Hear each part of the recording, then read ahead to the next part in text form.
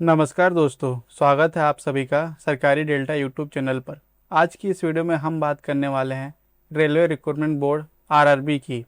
RRB की तरफ से जो न्यू रिक्रूटमेंट निकाली गई है वो है जूनियर इंजीनियर और डिप्टो मटेरियल की। कैसे आपको अप्लाई करना है, क्या क्या डिटेल आपको फिल करना है, इस सभी डिटेल्स के बारे में हम इस वीडियो में बात करने वाले हैं। तो यहाँ पर इस वैकेंसी से रिलेटेड जो भी जानकारी है आप ये आरआरबी की ऑफिशियल वेबसाइट पर चेक कर सकते हैं। इसका लिंक हम अपनी डिस्क्रिप्शन में डाल देंगे, वहाँ से भी आप चेक कर सकते हैं। अगर आप एलिजिबल हैं, अप्लाई करना चाहते हैं, तो आप इसमें ऑनलाइन अप्लाई कर पाएंगे। अब बात करते हैं इसके नोटिफिकेशन के बारे में। आरआरबी की नोटिफिकेशन जारी कर दी गई है। इसके अंदर जो आपका जो फॉर्म फिलिंग का डेट है वो 14/8/2026 है, जिसकी लास्ट डेट 13/9/2026 रखी गई है। Last date application fees payment की जो है वो 15/9/2026 है। इसमें आपको इनिशियल पे 35,400 देखने को मिलता है। इसमें जो एज लिमिट रखा गया है वो 18 साल से 33 साल में रखा गया है। इसमें जो टोटल वैकेंसी है वो 3993 है। दोस्तों, जो भी जानकारी है, जो भी डिटेल है, वो एक बार नोटिफिकेशन को रीड आउट करके चेक जरूर कर ले और इसके बाद ही आप इसमें अप्लाई करें। अब बात करते हैं इसके अप्लाई प्रोसेस के बारे में। अप्लाई करने के लिए आपको यहाँ पे आरआरबी के अप्लाई ऑफिशियल पोर्टल पे आ जाना है, जहाँ पे आपको यहाँ पे लॉगिन का बटन देखने को मिलेगा। यहाँ पे आप लॉगिन विद आधार भी कर सकते हो या फिर आप लॉगिन विद अकाउंट नंबर से भी आप लॉगिन कर सकते हो। यहाँ पे आपका जो है मोबाइल नंबर या फिर ईमेल एड्रेस डालना है, यहाँ पासवर्ड डालना है, उसके बाद आपको यहाँ पे लॉगिन करना है। दूसरा ऑप्शन है आपका लॉगिन विद आधार। यहाँ पे आपको आपका मोबाइल नंबर डालना है जिससे आपका आधार नंबर जॉइंट है, उस पर आपका ओटीपी आएगा, फिर उसको आपको ओटीपी यहाँ पे सबमिट करना है। इसके बाद आपको यहाँ पे लॉगिन करना है। अगर आप पहले से अगर रजिस्टर नहीं हो तो पहले आपको यहाँ पर रजिस्टर करना होगा, इसके बाद ही आप इसमें लॉगिन कर पाओगे। रजिस्टर करने के लिए यहाँ पे आपको बोला गया है don't have an account create an account, इस पर आपको क्लिक करना है। इसमें आपको बोला जाता है कि अगर आपने 2024, 2025 या फिर 2026 में आपने पहले कभी भी अगर फॉर्म अप्लाई किया है, आपका यूज़र आईडी या पासवर्ड है, तो आपको यहाँ पर रजिस्टर करने की कोई ज़रूरत नहीं है। आप डायरेक्टली यहाँ पे आपका यूज़र आईडी और पासवर्ड डाल के लॉगिन कर सकते हो। लेकिन अगर आप पहली बार फर्स्ट टाइम रजिस्टर कर रहे हो तो आपको इस पर क्लिक करना है। उसके बाद आपको यहाँ पे आपका कंट्री सिलेक्ट करना है। फिर आपको यहाँ पे 10th की जो मार्कशीट है उसके हिसाब से आपको यहाँ पे आपका फुल नेम डालना है। यहाँ पे आपको रीटाइप में फिर फुल नेम डालना है। यहाँ पे पूछा गया है कि आपका नेम कभी चेंज हुआ है, तो आपको अगर आपका नेम चेंज हुआ है तो आपको यस करना है।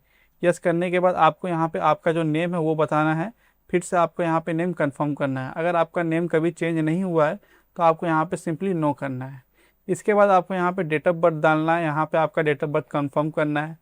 फिर इसके बाद आपको यहाँ पे आपका जेंडर सेलेक्ट करना है, फिर आपका यहाँ पे जेंडर फिर से कंफर्म करना है। इसके बाद आपका यहाँ पे फादर नेम आएगा जैसे आपके 10वीं की मार्कशीट में लिखा हुआ है, फिर आपका यहाँ पे फादर नेम कंफर्म करना है। इसके बाद आपको यहाँ पे आपका मदर नेम डालना है, फिर आपको यहाँ पे आपका मदर नेम कंफर्म करना है। इसके बाद ऑप्शन आता है आपका कॉन्टैक्ट डिटेल्स का। यहाँ पे आपको आपकी ईमेल एड्रेस डालना है, यहाँ पे जनरेट ओटीपी पे क्लिक करना है। ओटीपी पे क्लिक करने के बाद आपको यहाँ पे ओटीपी वेरीफाई करना है। इसके बाद यहाँ पे दूसरा ऑप्शन आता है मोबाइल नंबर का। यहाँ पे आपको आपके मोबाइल नंबर डालना है। इसके बाद आपको यहाँ पे जनरेट ओटीपी पे क्लिक करना है। ओटीपी आने के बाद आपको यहाँ पे ओटीपी वेरीफाई करना है। उसके बाद नेक्स्ट ऑप्शन आता है वेरिफिकेशन का। यहाँ पे आप वेरिफिकेशन आप डिजी लॉकर से, आधार कार्ड से भी कर सकते हो। आप यहाँ पे डिजी लॉकर से कर सकते हो या फिर यहाँ पे आधार कार्ड से कर सकते हो। आधार कार्ड में आपको क्लिक करना है, यहाँ पे कंटिन्यू टू रेल ईसीएस में जाना है। यहाँ पे आपको आपका आधार नंबर डाल के वेरीफाई करना है। अगर आपके पास आधार नंबर नहीं है तो I do have Aadhaar card पे क्लिक करना है। यहाँ पे आपको यहाँ पे फिर से I do have Aadhaar card पे क्लिक करने के बाद आपको यहाँ पे आपका आईडी प्रूफ सिलेक्ट करना है। जैसे अगर आधार कार्ड नहीं है तो आपके पास ड्राइविंग लाइसेंस होगा, पैन कार्ड होगा। उसके बाद अगर आप पैन कार्ड सिलेक्ट करते हो तो आपको यहाँ पे जो पैन कार्ड में आपका फुल नेम है वो टाइप करना है। आपका जो पैन कार्ड का डेट ऑफ बर्थ है वो बताना है, डॉक्यूमेंट नंबर बताना है, इशू ऑथराइज बताना है, प्लेस ऑफ इशू बताना है, कहाँ से ये इशू हुआ है, ये सब करना है आपको। मेरी सलाह यही रहेगी कि आप इसको आधार कार्ड से वेरीफाई करें। इसके बाद आपको यहाँ पे क्रिएट पासवर्ड पे क्लिक करना है। यहाँ पे आपको एक न्यू पासवर्ड बनाना है, जिसका जो पासवर्ड का कॉम्बिनेशन है वो capital letter, small letter, special character और नंबर होना चाहिए। उस पासवर्ड को आपको यहाँ पे फिर कंफर्म करना है। इसके बाद आपको आई एम नॉट रोबोट पे क्लिक करके प्रूव एंड क्रिएट अकाउंट पे क्लिक करना है। उसके बाद आपको यहाँ पे लॉगिन पे जाना है। फिर आपको यहाँ पे लॉगिन करना है। आपको यहाँ पे आपका ईमेल एड्रेस चाहे मोबाइल नंबर डालना है। इसके बाद आपको पासवर्ड डाल के लॉगिन करना है। लॉगिन करने के बाद आपको कुछ ऐसा इंटरफेस देखने को मिलेगा जहाँ पे आपको यहाँ पे लिखा होगा अकाउंट वेरीफाई विथ आधार। अगर आपने पहले कभी 2024, 25 या फिर आपने 26 में कभी भी आपने इससे पहले अगर आपका अकाउंट आपने क्रिएट किया है तो आपका जो ये अकाउंट वेरीफाई दिखाएगा। लेकिन अगर आप ये फर्स्ट टाइम अपना अकाउंट क्रिएट किए हो तो आपको इस पर क्लिक करना है। इस पर क्लिक करने के बाद आपका यहाँ पे आधार नंबर मांगा जाएगा, जिसमें आपको आधार नंबर डाल के वेरीफाई करना है। इसके बाद आपको यहाँ पे ऑनलाइन एप्लीकेशन पे क्लिक करना है। इसके बाद आप यहाँ पे आ जाओगे ऑनलाइन एप्लीकेशन पर। इसके बाद आपको यहाँ पे नोटिस देखने को मिलेगा जूनियर इंजीनियर का और डेप्टो मटेरियल्स का। यहाँ पे आपको ओपनिंग डेट और क्लोजिंग डेट भी देखने को मिलेगा। आपको यहाँ पे अपने हिसाब से आपका आरआरबी सिलेक्ट कर लेना है। उसके बाद दोनों पे आपको टिक आउट करना है। इसके बाद आपको यहाँ पे नेक्स्ट पे क्लिक करना है। इसके बाद आपको नेक्स्ट ऑप्शन देखने को मिलेगा पर्सनल डिटेल का। यहाँ पे जो कुछ इन्फॉर्मेशन है आपका जो आपने रजिस्ट्रेशन करते वक्त डाली थी वो ऑटोमेटिकली फेच कर लेगा। इसके बाद आपको यहाँ पे पूछा गया है मैरिड स्टेटस। आपका मैरिड स्टेटस बताना है, मैरिड हो या अनमैरिड हो। आपका रिलीजन बताना है, आपका रिलीजन क्या है। आपका मदर टंग क्या है वो आप बता सकते हो यहाँ पे। आप किस लैंग्वेज में एग्ज़ाम देना चाहते हो वो भी आप यहाँ पे बता सकते हो। उसके बाद अगर आपके शरीर पे कोई जलेगा, कटेगा या फिर किसी भी चीज़ का निशान है तो आपको यहाँ पे आपका निशान बताना है। अगर नहीं है तो आपको यहाँ पे नो मार्क कर देना है।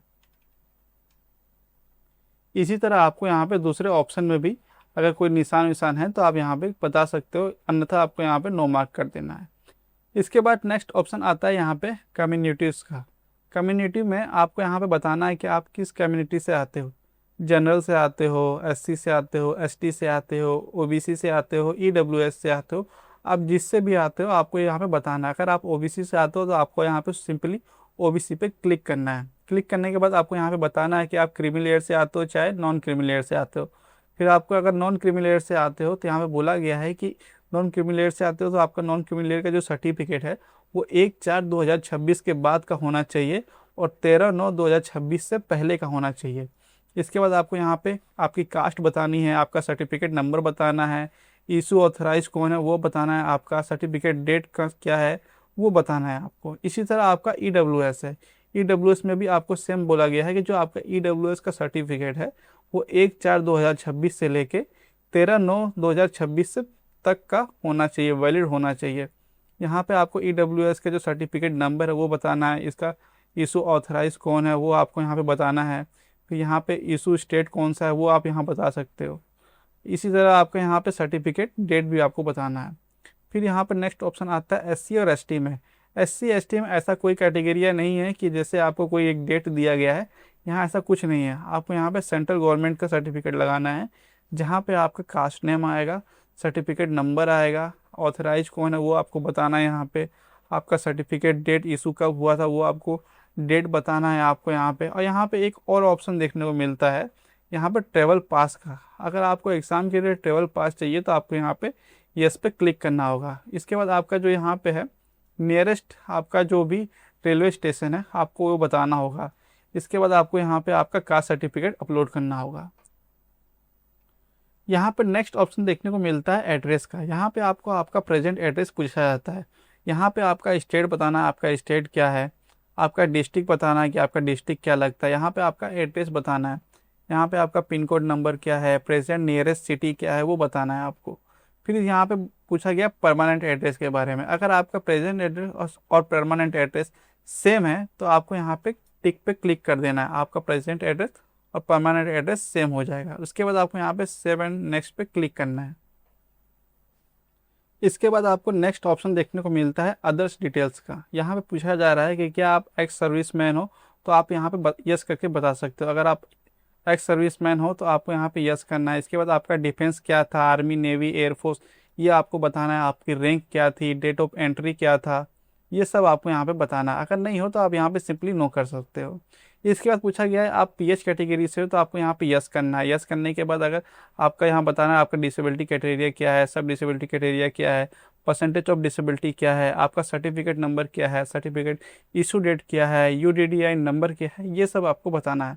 अगर आप पीएच कैटेगरी से नहीं हो तो आपको सिंपली यहाँ पे नो पे क्लिक करना है। इसके बाद पूछा गया कि क्या आप राइटिंग एबिलिटी इफेक्ट हो, तो आप यस या नो करके यहाँ बता सकते हो।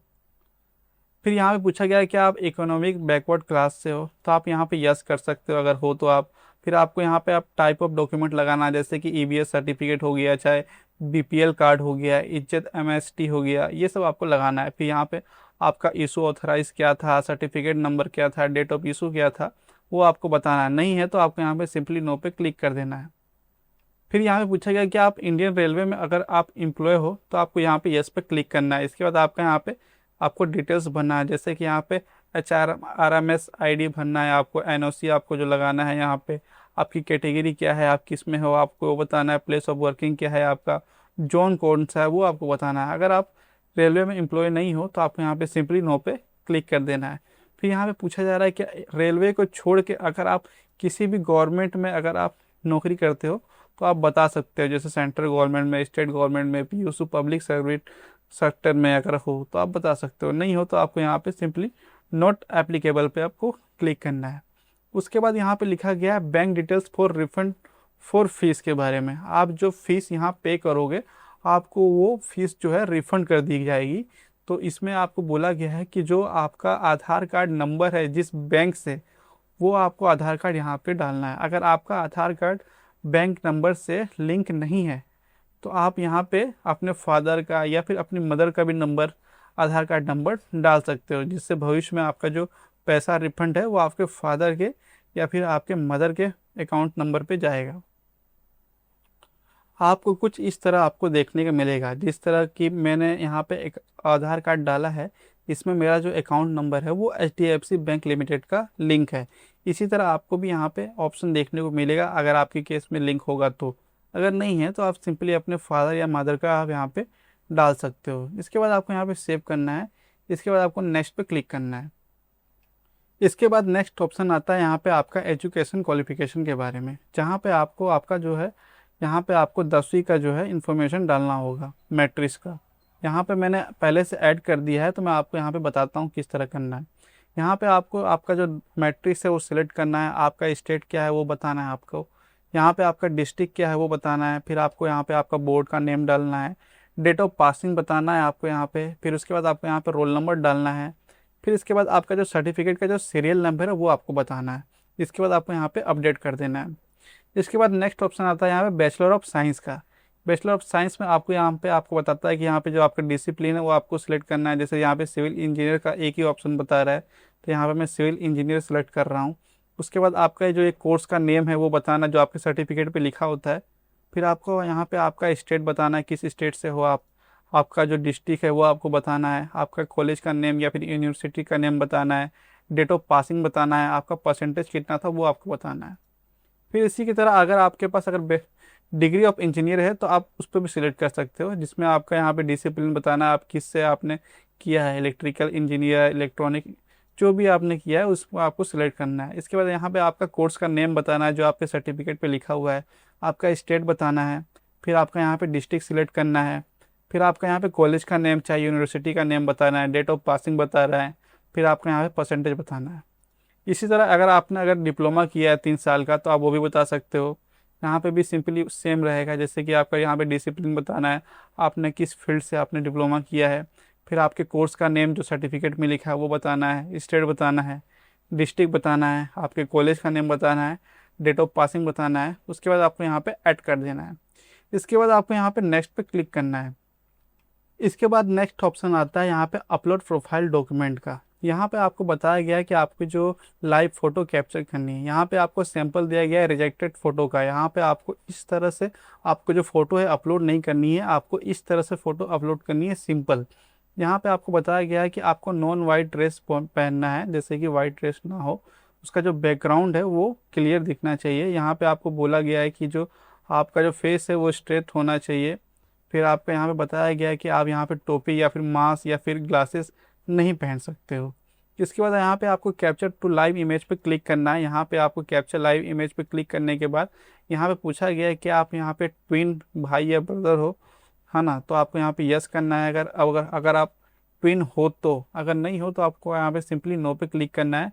कैप्चर लाइव इमेज पे क्लिक करना है। यहाँ पे आपको फ़ोटो कैप्चर करना है। जैसे मैं अभी पीसी में या फिर लैपटॉप में कर रहा हूँ, तो जैसे बहुत से लोग होते हैं जो मोबाइल से फॉर्म नहीं भरते हैं, वो कंप्यूटर, पीसी, लैपटॉप में फॉर्म भरते हैं, तो उनके पास वेब कैमरा नहीं होता है। अगर आपके पास वेब कैमरा नहीं है तो आपको यहाँ पे ये दूसरा ऑप्शन सिलेक्ट करना है, capture live image from mobile का। यहाँ पे आपको बारकोड देखने को मिलेगा, जिसे आप स्कैन करके मोबाइल में आप लाइव फ़ोटो कैप्चर अपलोड कर सकते हो। यहाँ पे उसके बाद आपको नीचे ऑप्शन देखने को मिलता है सिग्नेचर का। यहाँ पे आपको सैंपल दिया गया है सिग्नेचर का, जो आपको इस तरह से आपका जो सिग्नेचर है यहाँ पे अपलोड नहीं करना है। आपकी जो सिग्नेचर है वाइट पेपर में साफ सुथरी होनी चाहिए। यहाँ पे बोला गया है आपको वाइट पेपर पे आपको ब्लैक पेन से सिग्नेचर करना है, जिसका जो इमेज है वो जेपीजी में या फिर जेपीईजी फॉर्मेट में होना चाहिए। इसका जो फाइल साइज है वो 30 KB से 49 KB के बीच में होना चाहिए। आपको यहाँ पे आप ब्राउज पे क्लिक करके आपको आपकी सिग्नेचर यहाँ पे अपलोड करनी है। इसके बाद आपको यहाँ पे आई हैव पे क्लिक करके यहाँ पे सेव एंड नेक्स्ट करना है। इसके बाद नेक्स्ट ऑप्शन आता है प्रेफरेंस का। यहाँ पे आपको एलिजिबिलिटी पोस्ट देखने को मिलेगी। मैंने अभी जैसे कि मैट्रिक्स और बैचलर डिग्री डाला है, तो मेरे केस में कम आ रहा है। अगर आप बैचलर डिग्री या फिर बीटेक, डिप्लोमा ऐसा कुछ डालते हो अगर सब पोस्ट, तो आपको बहुत सी यहाँ पे पोस्ट देखने को मिलेगी। तो मेरे केस में अगर 3 आया है तो मैं यहाँ पे आपको ऑर्डर ऑफ प्रेफरेंस लगाना है। जैसे कि मैं चाहता हूँ कि ये जो CAT, कैट और 18 जो जूनियर इंजीनियर वर्क है उसको मैं पहले नंबर पर रखना चाहता हूँ। उसके बाद यहाँ डेप्टो मटेरियल को मैं दूसरे नंबर पर रखना चाहता हूँ। इस तरह आपको यहाँ पे प्रेफरेंस वाइज सिलेक्ट कर लेना है। इसके बाद आपको यहाँ पे टिक करना है। टिक करने के बाद यहाँ पे फिर आपको यहाँ पे इस पर भी टिक करना है। इसके बाद आपको आपके प्लेस का नाम डालना है, आप किस प्लेस से हो। फिर इसके बाद आपको यहाँ पे सेव करके फिर प्रीव्यू एप्लीकेशन पे क्लिक करना है। सॉरी दोस्तों, यहाँ पे मेरा यहाँ प्रीव्यू एप्लीकेशन नहीं हो रहा है, क्योंकि मैंने यहाँ पे सिलेक्ट एग्ज़ाम ग्रुप सिलेक्ट नहीं किया है। यहाँ पे आपको एग्ज़ाम ग्रुप सिलेक्ट कर लेना है। उसके बाद आप यहाँ पे प्रीव्यू एप्लीकेशन करेंगे। फिर इसके बाद आपको यहाँ पे आपकी इन्फॉर्मेशन देखने को मिलेगी। यहाँ पे आप अपने हिसाब से पूरी इन्फॉर्मेशन चेक कर लोगे। अगर आपकी इन्फॉर्मेशन अगर सही नहीं है तो आप उसे एडिट कर सकते हो। अगर आपकी इन्फॉर्मेशन सब सही है तो आपको यहाँ पे आई हैव टू चेक पे क्लिक करके आपको सबमिट पे क्लिक करना है। इसके बाद बोला जाएगा यहाँ पे फाइनल सबमिट के लिए, यहाँ पे आपको सबमिट कर देना है। इसके बाद आपको यहाँ पे पेमेंट का ऑप्शन देखने को मिलता है। यहाँ पे जो मैंने जनरल से फॉर्म को अप्लाई किया है, तो यहाँ पे जो इसका पेमेंट है वो 500 रुपये रखा गया है। यहाँ पे आपको पे विथ SBI पे पे क्लिक करना है। उसके बाद आपको कुछ ऐसा इंटरफेस देखने को मिलेगा जहाँ पे बताया गया है कि आप यहाँ पे debit card, credit card, prepaid cash से यहाँ पे कर सकते हो। यहाँ पे बैंकिंग से भी रिलेटेड है, यहाँ पे आप नेट बैंकिंग से कर सकते हो। तीसरा ऑप्शन है यहाँ पे UPI का, यहाँ पे आपको यहाँ UPI QR कोड पे सिलेक्ट करना है। इसके बाद आपको यहाँ पे पे नाउ पे क्लिक करना है। पे नाउ पे क्लिक करने के बाद आपको यहाँ पे बारकोड देखने को मिलेगा, जहाँ पे आपको इस QR कोड को स्कैन करके आपको पेमेंट कर देना है। पेमेंट करने के बाद आप यहाँ पे अपना फाइनल एप्लीकेशन प्रिंट निकाल सकते हो। फाइनल एप्लीकेशन प्रिंट निकालने के बाद आपको संभाल के रखना, भविष्य में आपको काम देगा। दोस्तों, अगर आपको ये वीडियो पसंद आई हो और इसमें आपको कुछ जानकारी मिली हो तो वीडियो को लाइक, शेयर और चैनल को सब्सक्राइब जरूर करें। साथ ही में बेल आइकन को भी दबा दें ताकि आने वाले सभी सरकारी भर्तियों की अपडेट आपको सबसे पहले मिल सके। अगर आपके मन में कोई सवाल है तो नीचे कमेंट करके ज़रूर पूछें, मैं आपकी पूरी मदद करने की कोशिश करूँगा। मिलते हैं अगली वीडियो में एक नई भर्ती, एक नए अपडेट के साथ। तब तक के लिए धन्यवाद। जय हिंद।